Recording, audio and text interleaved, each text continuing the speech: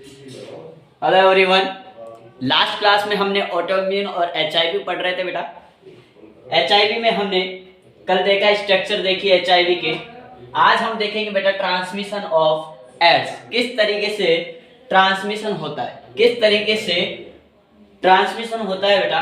Mainly transmitted by body fluids, आपके body fluid से ये ट्रांसमिटेड होता है, जैसे कि ब्लड हो गया, ठीक है। It can be divided into 3 part, ये 3 तरीके से फैलता है बेटा। पहला है ब्लड प्रोडक्ट, ब्लड एंड उसके प्रोडक्ट्स, जैसे कि organ donation, blood transfusion, infected needle और वुंड से एड्स फैल सकता है बेटा। ऑर्गन डोनेशन मान लो सही तरीके से प्रॉपर तरीके से मैचिंग नहीं हुई है बेटा, तो उस दौरान एचआईवी अफेक्टेड पर्सन का अगर हम कोई ऑर्गन डोनेट कर देते थे उसमें एचआईवी होने के चांसेस होते हैं बेटा। ब्लड ट्रांसफ्यूजन, अगर मान लीजिए हमने ब्लड की प्रॉपर तरीके से स्क्रीनिंग नहीं की, ब्लड टेस्ट नहीं किया और वो पर्सन क्या है बेटा अफेक्टेड है। ये ज्यादातर गाँव में इस तरीके से देखा गया है जहाँ पर बिल्कुल फैसिलिटीज नहीं होती है, बस ब्लड ट्रांसफ्यूजन हो सकता है वहाँ पर, लेकिन ज़्यादा प्रॉपर फैसिलिटी नहीं है, तो इमरजेंसी में वहाँ पर ब्लड चाहिए होता है, तो वो चेक करके ब्लड को मैचिंग किया और एक दूसरे को क्या कर देते हैं बेटा ट्रांसफर कर देते हैं, तो ब्लड ट्रांसफ्यूजन से भी एचआईवी एड्स हो सकता है। इन्फेक्टेड नीडल, मान लीजिए इन्फेक्टेड नीडल किस तरीके से एचआईवी, ये उनमें देखा जाता है जो ट्रक वगैरह चलाते हैं बेटा, या फिर ड्रग अब्यूजर होते हैं। ड्रग अब्यूजर क्या करते हैं, एक मान लो 3-4 लोग हैं, 3-4 पीपल हैं बेटा, वो क्या कर रहे हैं, अगर एक ही नीडल से ड्रग अब्यूज कर रहे हैं बेटा, एक दूसरे शेयर कर रहे हैं उस नीडल को, तो उससे भी क्या हो सकता है एचआईवी एड्स फैल सकता है। वुंड से भी आपके बेटा एचआईवी एड्स फैल सकता है, घाव से। इसके प्रिवेंशन क्या हो सकते हैं, इनके प्रिवेंशन बेटा प्रॉपर स्क्रीनिंग करके, ब्लड टेस्ट करके पूरा, फिर हमें ब्लड ट्रांसफ्यूजन करना चाहिए, एजुकेट करना चाहिए हेल्थ वर्कर को, क्योंकि हेल्थ वर्कर का भी यहाँ पर रोल होता है बेटा, वो भी ध्यान दे, हेल्थ वर्कर का भी बहुत इंपॉर्टेंट रोल है यहाँ पर।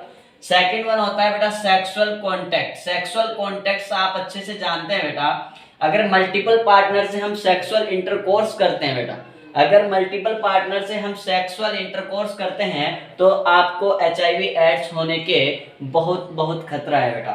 जैसे कि वेजाइनली यानी कि मान लीजिए सीमन होता है मेल के अंदर बेटा, क्या होता है सीमन, अगर वो एचआईवी से अफेक्टेड है, एचआईवी से सफर कर रहा है, तो वो सीमन अगर फीमेल के अंदर जाता है बेटा, वो फीमेल के अंदर जाएगा तो फीमेल को भी क्या करेगा एचआईवी एड्स से सफर कर देगा बेटा, ठीक है। अगर मान लीजिए एनल, अगर उस पेनिस को एनल में पुट किया जा रहा है बेटा, तो वहां पर एचआईवी एड्स होने के चांसेस हैं। ओरली, मान लीजिए अगर सीमन ओरली ले रहे हैं, अगर सीमन ओरल में जा रहा है बेटा, तो क्या हो सकता है एचआईवी एड्स हो सकता है। मैटरनल ट्रांसमिशन बेटा, मैटरनल ट्रांसमिशन किस तरीके से होता है आपको पता है, वोम्ब के अंदर क्या होता है प्लेसेंटा, और प्लेसेंटा से जाता है बेटा अम्बिलिकल कॉर्ड, प्लेसेंटा से कौन जाता है अम्बिलिकल कॉर्ड, और ये आपका होता है बेबी, ये होता है बेटा आपका बेबी। इस बेबी को ब्लड सप्लाई होती है। अगर मदर इन्फेक्टेड है बेटा, अगर मदर इन्फेक्टेड है तो ब्लड के थ्रू हमने पढ़ा है बॉडी फ्लूइड, यानी कि ब्लड जो जाएगा वो इस बेबी के अंदर भी जाएगा बेटा ब्लड, तो एचआईवी वायरस इसके अंदर भी आ जाएंगे और बच्चा भी क्या हो सकता है बेटा एचआईवी एड्स से सफर कर सकता है। फिर मैंने नोट लगा कर लिखा है बेटा सलाइवा, टीयर, मदर मिल्क, इनसे क्या एड्स हो सकता है, इनसे क्या एड्स हो सकता है, तो अपना आंसर होगा बेटा नो, इनसे एड्स नहीं हो सकता है। सलाइवा से सर क्यों नहीं हो सकता, सलाइवा मान लीजिए किसिंग के दौरान सलाइवा एक्सचेंज हो सकता है, किसिंग के दौरान सलाइवा एक्सचेंज हो सकता है बेटा, जब हम किस करते हैं उस दौरान, ड्राई किसिंग बोल लीजिए है ना, उस दौरान क्या हो सकता है सलाइवा एक्सचेंज हो सकता है बेटा। और ये क्या होता है जब एचआईवी वायरस है ये सलाइवा से ट्रेवल करता हुआ कहां पर जाएगा बेटा आपके स्टोमक में, कहां पर जाएगा बेटा आपके स्टोमक में, और स्टोमक में आप जानते हैं कौन बैठा होता है एससीएल, कौन बैठा होता है एससीएल। तो जो बेटा रिट्रोवायरस होते हैं वो एससीएल में ग्रोथ नहीं कर सकते हैं, जो एससीएल में ग्रोथ नहीं कर सकते हैं। किसिंग ड्राई किसिंग से HIV एड्स नहीं फैल सकता, क्योंकि ये अगर HIV वायरस सलाइवा के अंदर यानी कि माउथ के अंदर आ भी गया तो ये ट्रेवल करेगा और आगे स्टोमक में चला जाएगा बेटा, आगे स्टोमक में चला जाएगा। और स्टोमक में कौन होता है, HCl, और रेट्रोवायरस HCl में क्या नहीं कर पाता, ग्रोथ नहीं कर पाता।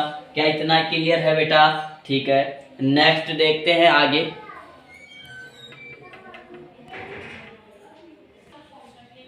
तो बेटा अब आगे बात करें अगर एड्स के प्रिवेंशन की, तो आप जानते हैं सेक्सुअली डिजीज अगर ट्रांसमिट हो रही है तो बेटा अगर सेक्सुअली कांटेक्ट में आ रहे हैं, अगर मल्टीपल पार्टनर यूज कर रहे हैं तो आप कॉन्डोम का यूज कर सकते हैं बेटा। और जो भी प्रॉपर तरीके से स्क्रीनिंग कर सकते हैं, ब्लड ट्रांसफ्यूजन से पहले स्क्रीनिंग कर सकते हैं, ये बहुत सारे प्रिवेंशन आपको देखे जाते हैं। हेल्थ वर्कर को एजुकेट करना और कम्युनिटी में अवेयर करना, ये बहुत सारी चीज़ें प्रिवेंशन हो सकते हैं। अब हम पढ़ते हैं बेटा व्हाट इज कैंसर। कैंसर होता क्या है बेटा? कैंसर एक बहुत ही घातक बीमारी है। Cancer is uncontrolled and abnormal growth of body cell.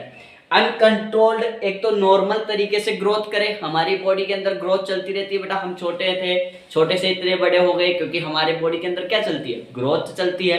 अगर यही ग्रोथ अनकंट्रोल्ड हो जाए और अबनॉर्मल हो जाए, ठीक है, बॉडी सेल का कॉन्टैक्ट इनहिबिशन प्रॉपर्टी, इसका मतलब समझिए बेटा, ये मान लीजिए नॉर्मल सेल का अरेंजमेंट है, ये बेटा आपकी नॉर्मल सेल का अरेंजमेंट है।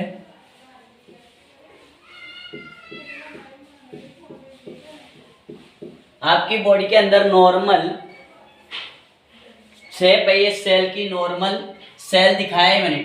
इसमें अगर अनकंट्रोल्ड ग्रोथ होना स्टार्ट हो जाए, मान लीजिए ये कैंसरस सेल है, बीच वाली क्या है बेटा, कैंसरस सेल है, और इसने क्या कर दिया, ग्रोथ करना स्टार्ट कर दिया, और जो ये स्पेस था इनके बीच का वो कवर करना स्टार्ट कर दिया, यानी कि ये अनकंट्रोल्ड हो रही है, फिर इनको भी अफेक्ट करना स्टार्ट करेगी, फिर इनको भी अफेक्ट करना स्टार्ट करेगी, फिर ये कैंसरस सेल इस तरीके से हो जाएगा बेटा, अबनॉर्मल ग्रोथ हो जाएगी। क्या हो जाएगी बेटा, abnormal growth of the cell, that is called cancer, that is called cancer. Contact का मतलब होता है बेटा ग्रोथ, कॉन्टैक्ट का मतलब यहाँ पर होता है बेटा ग्रोथ। इनहिबिशन का मतलब होता है रोकना, इनहिबिशन का मतलब होता है रोकना। ग्रोथ रोकने की प्रॉपर्टी अगर लॉस्ट हो जाए, ग्रोथ रोकने की प्रॉपर्टी अगर लॉस्ट हो जाए तो बेटा अनकंट्रोल तो हो गई, अनकंट्रोल तो हो गई। अगर कॉन्टैक्ट का मतलब मैंने लिखा है ग्रोथ, इनहिबिशन का मतलब मैंने लिखा है रोकना, प्रॉपर्टी लॉस्ट, अगर रोकने, ग्रोथ को रोकने वाली प्रॉपर्टी लॉस्ट हो जाए सेल के पास से, तो बेटा अनकंट्रोल एंड अबनॉर्मल ग्रोथ होगी, उसी को हम क्या देंगे बेटा, सेल नाम देंगे। और अनडिफरेंशिएटेड, हम डिफरेंशिएटेड नहीं कर सकते कि इसकी शेप क्या है, सेल की शेप क्या है, साइज क्या है बेटा, साइज क्या है। जैसे सिटी बस में, मिनी बस में किस तरीके से पर्सन भर जाते हैं बेटा, और हम उनका डिफरेंशिएट नहीं कर पाते कि इसका फेस किधर है, किसी का पैर किधर है, हाथ किधर है, ये डिफरेंशिएट नहीं कर पाते हैं। ठीक उसी तरीके से हम सेल का भी शेप साइज डिफरेंशिएट नहीं कर पाते हैं।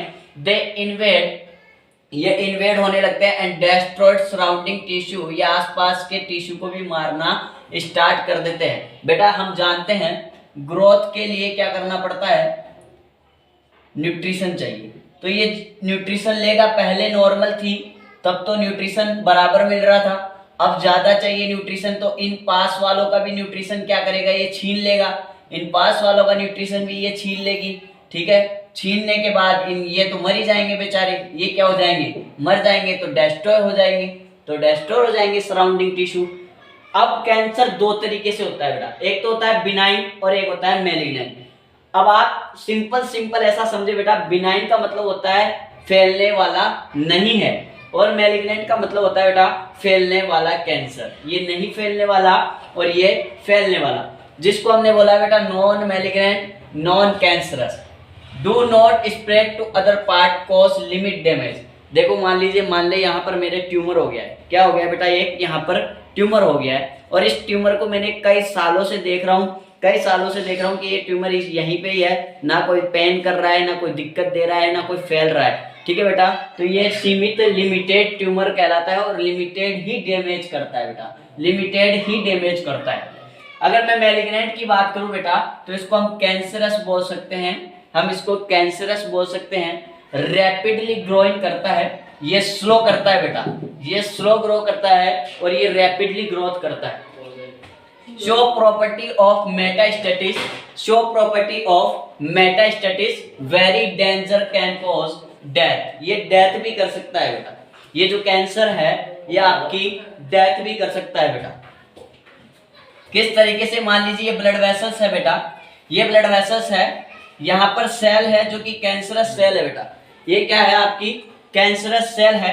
अगर ये कैंसरस सेल ट्रेवल होकर, अगर ये कैंसर सेल ट्रेवल होकर ब्लड वेसल से और दूसरी सेल तक पहुंच जाए बेटा, यानी कि दूसरे ऑर्गन तक चली जाए, ये कैंसरस सेल है, यहाँ का एरिया है जो कैंसरस सेल अफेक्टेड है बेटा, ठीक है। यहाँ से ब्लड वेसल से ट्रेवल करके, यहाँ से ब्लड वेसल से ट्रेवल करके अगर दूसरी जगह पर चला जाए, वही कहलाता है आपका मेटास्टेटिस बेटा। वही क्या कहलाता है आपका बेटा, मेटास्टेसिस कहलाता है। और ये मैलिग्नेंट में ही होता है, एक जगह से दूसरी जगह जाना, यानी कि आपके कहीं पर भी कैंसर हो सकता है, एक ऑर्गन से दूसरे ऑर्गन में भी हो सकता है। मेटास्टेसिस के बारे में मैंने यही लिखा है बेटा, the property of cancerous cell to transfer from one place to other by body fluid and start new tumour, and start new tumour. मैंने ये लिखा है मेटास्टेसिस के ऐसी प्रॉपर्टी जो सेल को ट्रांसफर करे one place to other place by body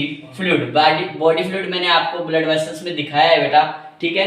अब हम देखते हैं टाइप्स ऑफ कैंसर। अब हम देखते हैं बेटा types of cancer.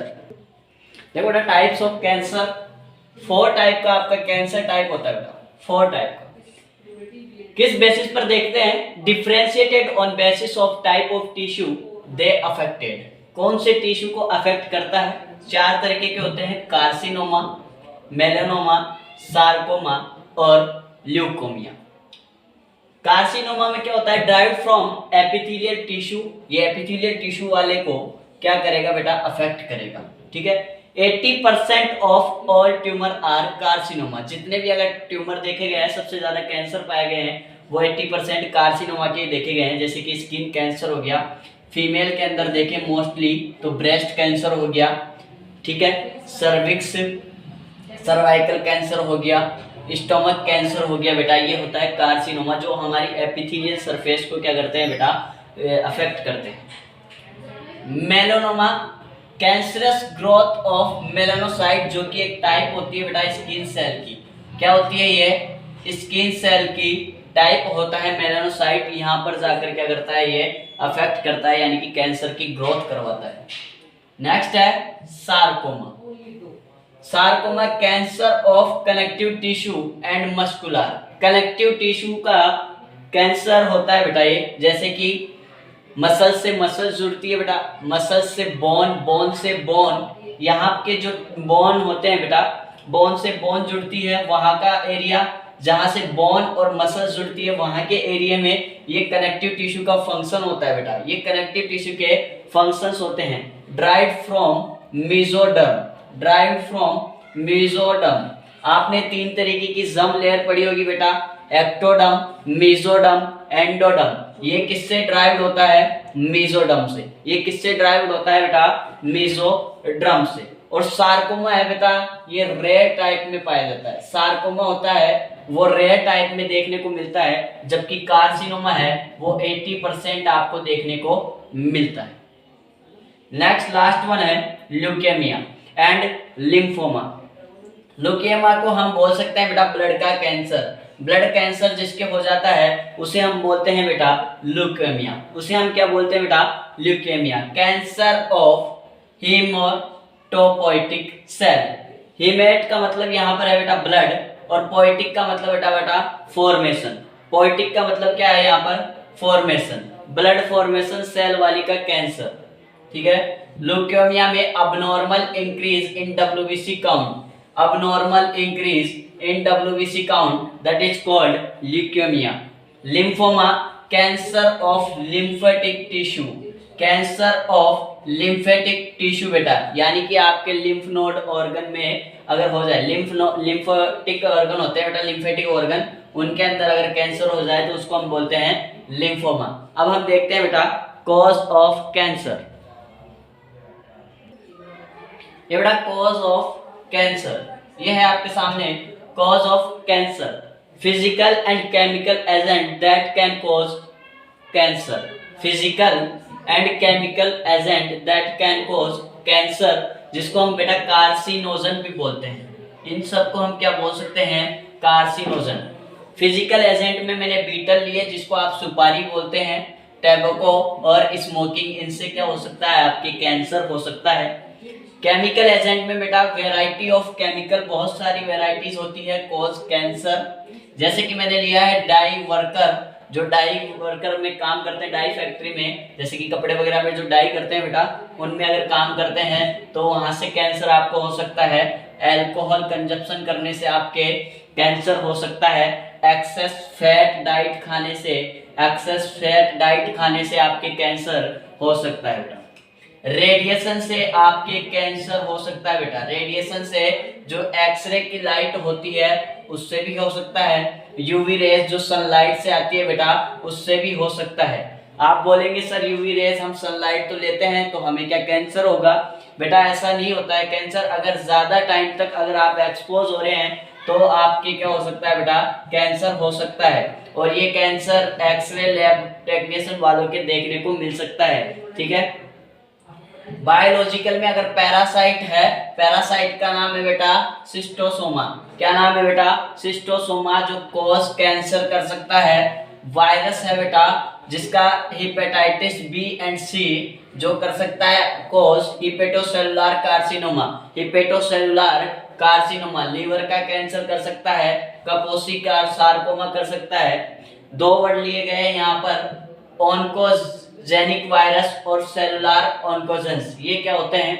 Oncogenic virus ऐसे वायरस जो कैंसर कोज करते हैं, ऐसे वायरस जो कैंसर कोज करते हैं। Cellular oncogenes found in normal cell, ये सेलुलर ऑन्कोजन होते हैं बेटा, ये नॉर्मल सेल के अंदर पाए जाते हैं, ये नॉर्मल सेल के अंदर पाए जाते हैं। और जैसे ही इनके ऊपर यूवी रेज आएगी और ये क्या करेंगे, अफेक्ट करेंगे इसको और कॉज कर देंगे बेटा कैंसर। क्या कर देंगे? कैंसर कॉज कर देंगे। जैसे यूवी रेज आएगी ये एक्टिवेट होगा, एक्टिवेट होने के बाद क्या होगी, ग्रोथ होगी, अब नॉर्मल ग्रोथ होगी और वहां पर कैंसर कॉज हो जाएगा बेटा, वहां पर क्या होगा, कैंसर कॉज हो जाएगा। नेक्स्ट क्लास में हम डायग्नोसिस ऑफ कैंसर पढ़ेंगे बेटा, डायग्नोसिस ऑफ कैंसर पढ़ेंगे। अगर इस क्लास में आपको कोई भी डाउट है तो मुझे कमेंट सेक्शन में जरूर बताएं। Thank you.